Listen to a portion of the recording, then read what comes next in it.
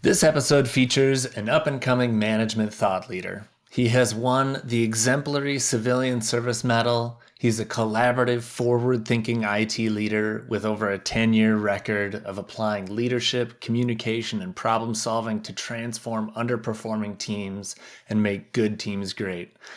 Welcome to Ticket Volume, news and information for improving IT experiences. Powered by InvGate.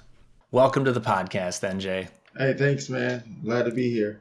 So what I like about leadership when it relates to IT is that there's sort of like two paths you can kind of take in your career in IT. And of course, there's little smaller paths among them. Do you want to go the technical route and, become an engineer, become an application developer, business relationship management, really focus on IT and the technology? Or are you going to take this other path in leadership? And that's a choice that I think a lot of us get presented with. So can you talk about that a little bit? Where did you learn leadership? Is this something that you cognitively chose for yourself? So let me preface this whole thing by saying I don't necessarily believe people are born leaders. I believe it's a skill set that you can learn. To that effect, I've just always led before I even knew what leadership was. So it started like when I was young playing soccer, and my team I would be on sometimes would be down. In the fourth quarter, I used to do this quirky thing where I'd take my wristband and move it up to my arm, like, okay, let me take the game over, and then look for ways to score. Then I was a selfish leader, look for ways to score and take the team on my shoulders. And then just through life, being part of organizations and just always gravitating to those leadership positions, just because it was just something I thought I wanted to do. Yeah, I love that. It's totally authentic, totally real, because you can see it on a help desk. You can see it in specific agents. In IT, you can see it in specific people. They're drawn to it. They're in a group setting and they can't stop themselves from trying to lead. So where do you go to learn about leadership? Are you just learning from mentors? Do you read books? Like, where do you find good sources of leadership learning? It's a mix. So yes, definitely books. I'm a huge John Maxwell fan. And even my learning has evolved. I say I'm a practitioner of leadership, not just a theorist. So I'll take some of those theories and I'll put it into practice. And I make a lot of mistakes and I make some successes. And then I have good mentors along the way that kind of help guide me, right? That help me know, that help me avoid some mistakes I'm making.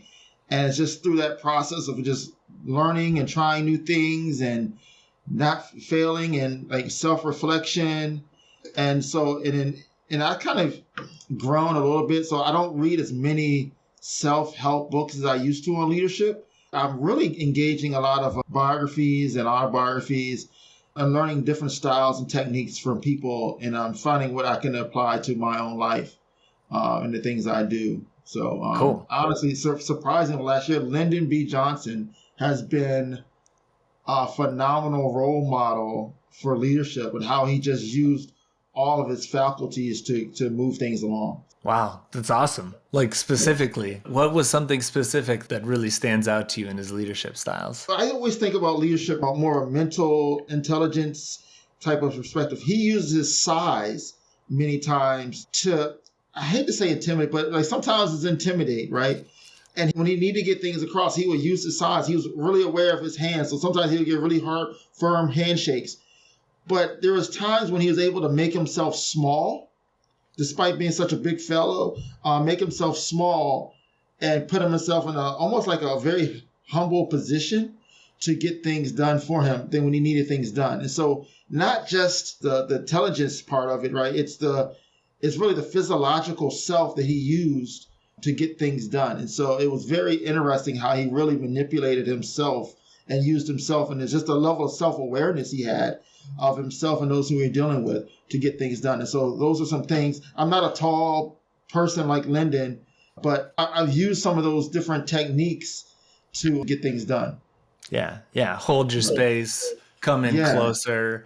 I read or I heard someone speaking recently at the HDI virtual chapter, and they talked about how coming close to your employees can mean something to them. It can even be a reward, like, hey, I'm close to you. And some people, they hear different love languages, and touch can be one of them. Just putting your hand on someone's shoulder, like the impact that has on people. It's pretty cool. Yes. I also really like this term that I've heard you use, the art of leadership. Can you explain that? What do you think about that term? All right, man. So the art of leadership, it's the putting in practice the theory, but it's being very aware of the context. I could take this theory, right, that works in one context, in one situation, take that same theory in an identical situation in a different environment and it not work. And so, and it's because at the end of the day, we're dealing with people who come to every situation in their own experiential context, their own history, their own baggage, their own thoughts and belief systems. And as a leader, you need to be able to work through and manage through those different things, intricacies of that person, and to apply the right theory at the right time into that right person in that right context. Because you can still take the same principles and have the same person, but if it's in the wrong environment, the wrong context, it can still be the wrong thing to do. And so that's the beauty to me of leadership. It's doing all of that work and being able to see it work out at the end. It's just so beautiful to see things like you have a plan and you go about it and it all just comes together at the end. That's the beauty. It's rewarding. It's rewarding. It totally makes sense. You're going to use different tools in different situations, and someday you'll pick up the brush and it just doesn't work for you. So maybe you take a break and you come back and you try something else. You try the brush another day. Yes. That's definitely. awesome. What a cool concept. Yeah, man. It's just fascinating when you see these things just come together, man. It's unbelievable. Do you think that there are specific leadership techniques that are unique to IT or service management? Or I know you spend a lot of time in the communication space. What do you see as unique in leadership styles in that space?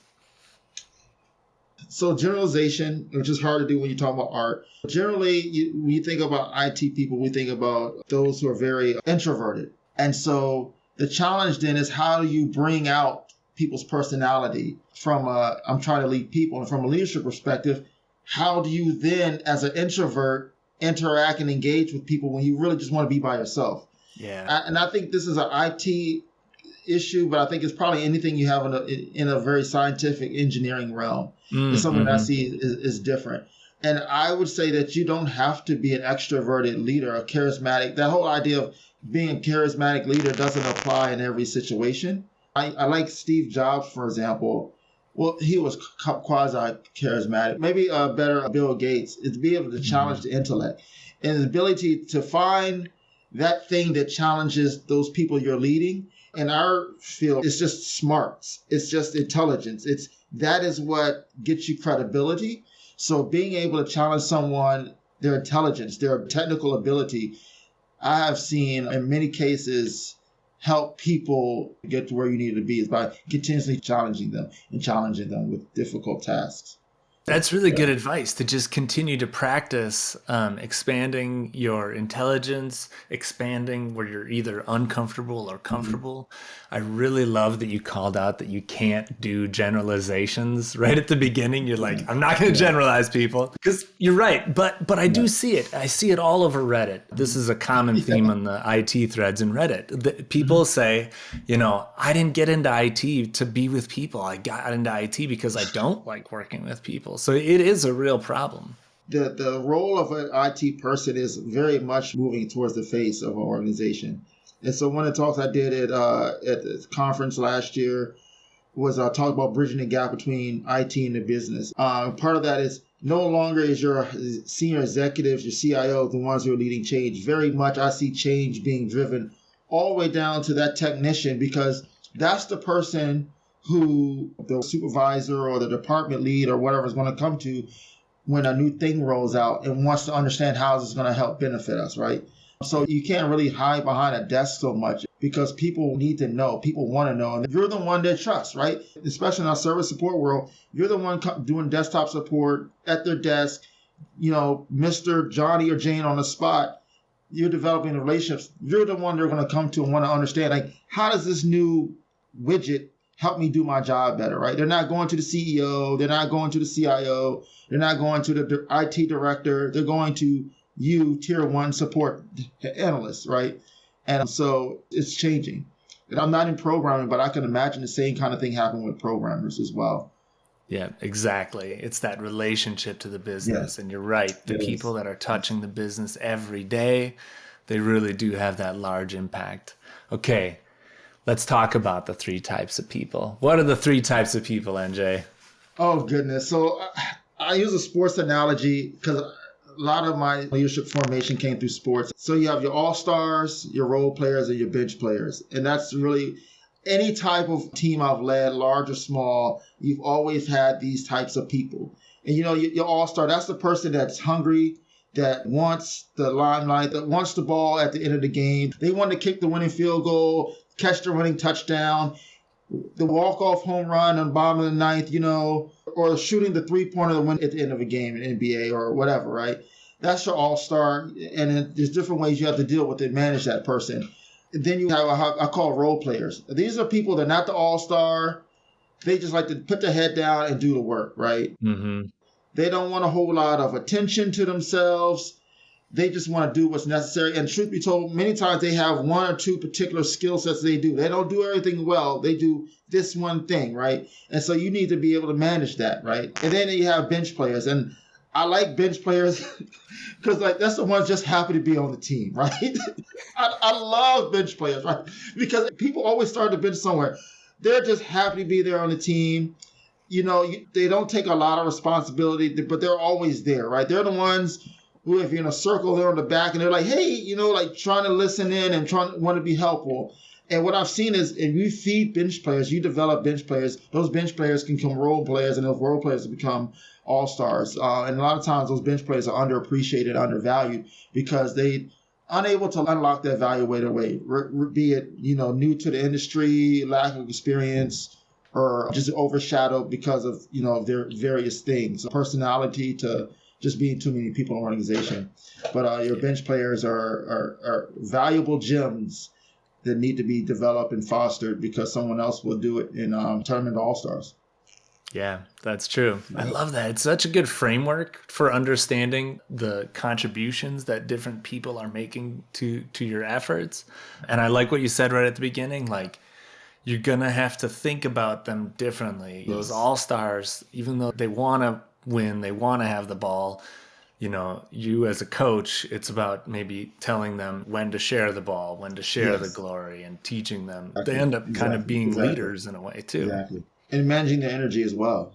That's one of some of the good coaches. Like I think about Phil Jackson and how he had to deal with the Bulls at times. He had all these stars. And how do you manage Michael? How do you manage Rodman?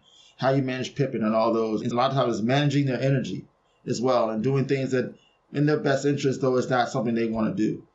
And that's where a leader comes in. Leader gets a lot of credit for stuff. I think the biggest thing a leader does is put people in positions to be successful.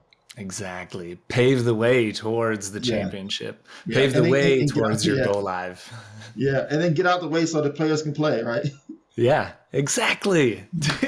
So good. Yeah. So where can people find you to learn more?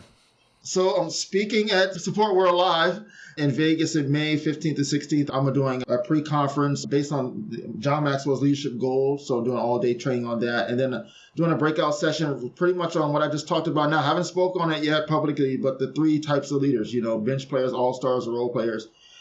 On LinkedIn. Yeah, I'm on LinkedIn. I have my own website, www.hi-techleader.com. But LinkedIn, I'm on there all the time. Hit me up. I love talking about leadership, helping people grow and develop. That's my goal, man. It's really just to help impact lives and help people become the best versions of themselves they can be. Love it. Love the energy. Thank you so much for being a part of Ticket Volume, NJ. Appreciate you, man. Thanks. And to the audience, thanks for hitting play. I'll see you around the way. I'm your host, Matt Barron. You can find me on Twitter or LinkedIn as Matt Barron. Subscribe to Ticket Volume on your favorite platforms. Thanks for listening to Ticket Volume, a podcast powered by InvGate. Bring simplicity to your IT operations.